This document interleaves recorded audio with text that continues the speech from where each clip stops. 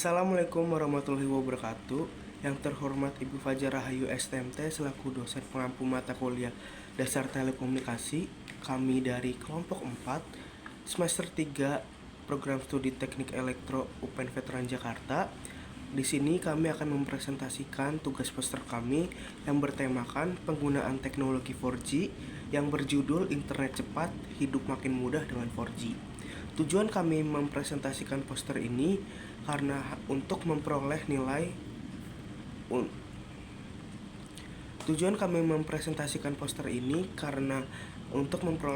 ujian tengah semester dari mata kuliah Dasar Telekomunikasi. Namun sebelum lanjut, izinkan kami memperkenalkan diri. Nama saya Muhammad Tatanal Syahar dengan NIM 2410314076. Di sini saya tidak sendiri, saya bersama rekan-rekan saya yaitu di sini saya akan menjelaskan pengertian dan sejarah dari 4G LTE di Indonesia. Mungkin kalian sudah familiar dengan kata 4G LTE di kecepatan sinyal internet. Jadi, apa itu 4G? 4G atau Fourth Generation adalah teknologi jaringan seluler generasi keempat yang menawarkan kecepatan tinggi, latensi rendah, dan koneksi berbasis IP untuk layanan suara, data, dan multimedia. Bejarka mengutip pada tahun 2011, secara global 4G dikembangkan sejak awal 2000-an dan mulai dikomersialkan pada tahun 2009. Namun, menurut Surya Negara dan Eka Wibowo pada tahun 2014 dan 2018, di Indonesia 4G LTE itu diluncurkan pada tahun 2014 sampai 2015 dengan frekuensi 1800 MHz dan 2300 MHz. Lalu berkembang pesat hingga menjangkau hampir seluruh wilayah Indonesia. Meskipun begitu, masih terdapat beberapa daerah yang belum terlayani secara optimal. Hal itu bukan menjadi tantangan, yaitu teknologi ini juga menjadi dasar penting bagi pengembangan 5G di masa depan. Seperti yang sudah Adnan jelaskan tadi, bahwasanya teknologi 4G merupakan salah satu aspek penting dalam perkembangan telekomunikasi di Indonesia. Kehadirannya membawa perubahan besar dalam akses internet, komunikasi, serta gaya hidup masyarakat modern. Salah satu dampak utamanya adalah kemampuan 4G, yaitu yang dapat memperluas akses internet hingga ke daerah-daerah terpencil seperti perdesaan. Berdasarkan penelitian Budiman, jaringan 4G ini mampu membantu masyarakat di wilayah terpencil menikmati koneksi yang lebih cepat dan stabil, sehingga kesenjangan digital antara kota dan desa mulai berkurang. Masyarakat pedesaan kini dapat mengakses pendidikan daring, berjualan online, dan mengikuti perkembangan informasi global. Selain itu juga 4G meningkatkan jumlah pengguna internet dan mendorong transformasi digital di berbagai sektor. Menurut Surya Negara, kehadiran 4G membuat layanan publik, bisnis, hingga pendidikan mulai berdalih ke sistem digital yang lebih efisien. Layanan keuangan digital, e-commerce, dan aplikasi daring kini menjadi bagian dari kehidupan sehari-hari masyarakat. Lalu teknologi ini juga mengubah pola aktivitas masyarakat, terutama dalam hiburan dan transaksi online. Streaming video, belanja daring, hingga pembayaran digital semakin populer berkat koneksi dan kecepatan dan kestabilan dari jaringan 4G. Selain itu, 4G menawarkan kecepatan dan kualitas layanan yang jauh lebih baik dibandingkan 3G. Menurut Budiman, kecepatan 4G yang tinggi memungkinkan aktivitas seperti video conference dan game online berjalan lancar tanpa hambatan. Baik, berikut tadi adalah beberapa fakta menarik mengenai jaringan 4G. Selanjutnya akan dilanjutkan oleh rekan saya. Oke, baik. Selanjutnya saya akan menjelaskan tentang manfaat dan tantangan jaringan 4G di Indonesia. Dari sisi manfaat, menurut ahli, 4G itu berperan besar dalam mendorong ekonomi digital dan perkembangan UMKM. Karena pelaku usaha itu jauh lebih mudah promosi dan berjualan online. Selain itu, 4G juga meningkatkan kualitas hidup masyarakat lewat akses digital seperti pendidikan, kesehatan, dan layanan publik. Dan selama pandemi juga 4G ini menjadi penopang utama dalam kegiatan belajar dan bekerja secara jarak jauh. Namun ada juga beberapa tantangan seperti akses jaringan yang belum merata di wilayah terpencil. Lalu juga ada kemacetan jaringan di kota besar akibat terjadinya lonjakan pengguna.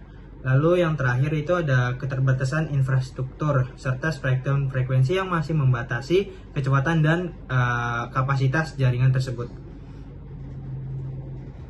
Oke, selanjutnya saya di sini akan menjelaskan hasil observasi dari 4 provider di 4 tempat yang berbeda.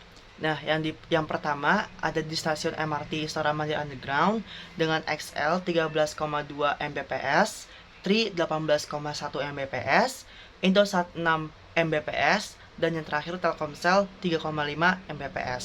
Di sini Tri menjadi jaringan dengan kecepatan tertinggi, sedangkan Telkomsel menjadi provider dengan jaringan terendah.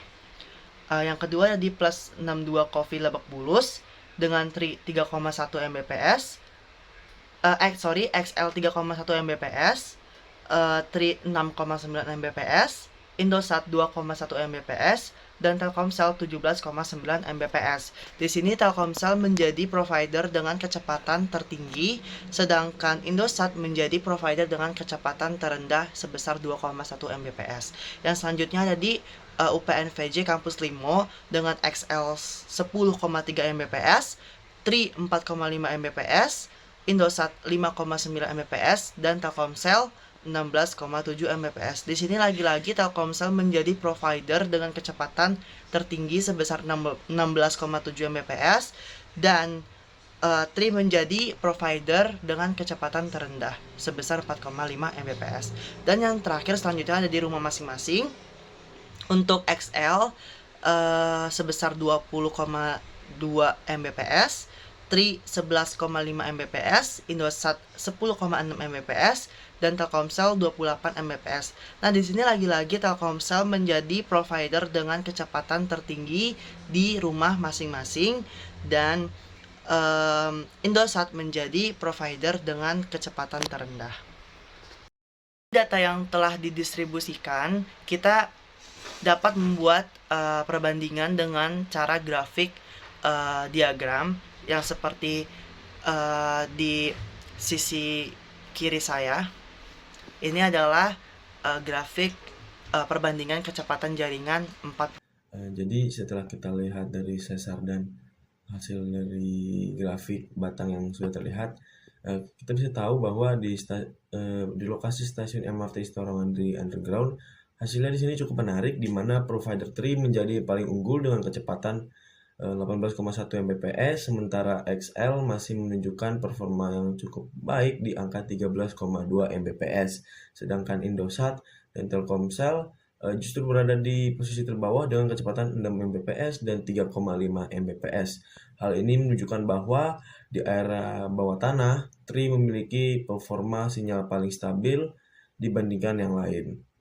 Lalu di area Plus 62 Coffee Lebak Bulus, hasilnya di sini sangat berbeda, di mana Telkomsel ini menjadi yang paling unggul dengan kecepatan 17,9 Mbps, sedangkan provider lainnya tertinggal cukup jauh, di mana Tri hanya 6,9 Mbps, XL 3,1 Mbps, dan Indosat 2,1 Mbps. Dapat disimpulkan bahwa Telkomsel sangat optimal di area publik seperti kafe ini. Lalu yang ketiga ada di UPNVJ Kampus Limo. Pola yang sama terlihat kembali, di mana Telkomsel masih memimpin dengan kecepatan 16,7 Mbps, diikuti XL dengan 10,3 Mbps, lalu sementara Indosat dan Tri kembali berada di bawah masing-masing 5,9 Mbps dan 4,5 Mbps. Ini menunjukkan bahwa di area kampus, Telkomsel memberikan koneksi yang paling stabil dan cepat. Lalu yang keempat ada di rumah masing-masing pengguna. Telkomsel di sini kembali menempati posisi teratas dengan kecepatan 28 Mbps.